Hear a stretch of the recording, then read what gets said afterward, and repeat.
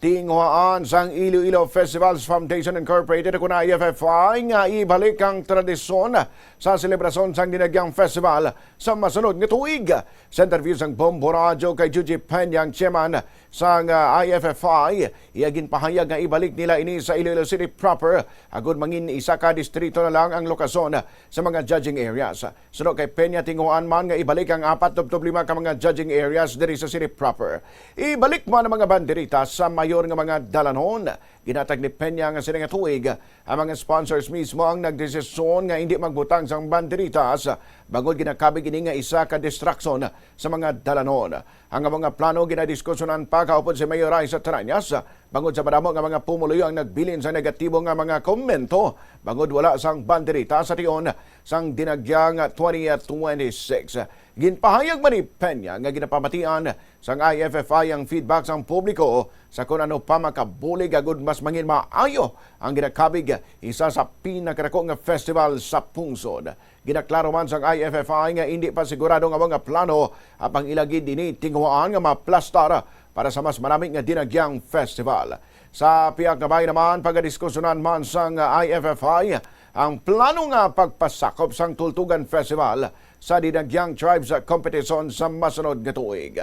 Madumduman nga una nga ginpahayag ni Mayor Francis Amboy sang maasin nga naka-Grand Slam sa nasabit nga kompetisyon nga may plano ang Tultugan nga magpasakop sa dinagyang tribes competition kung hatagan sang kaygaynan. Hindi matapos ginsiling man ni Amboy nga hindi na sila magpasakop sa kasadyan sa kabanwahanan sa masunod nga tuig bangod sa ilang 3-peat victory.